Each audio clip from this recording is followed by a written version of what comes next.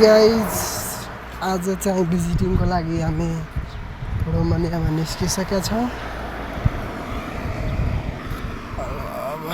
Romania same country Nepal जस्तै छ।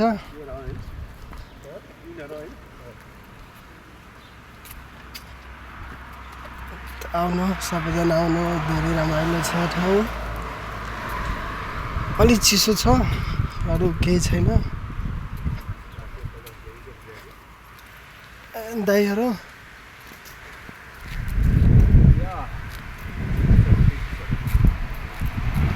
दाइ केही भन्न चाहनुहुन्छ? रोमानिया कस्तो छ?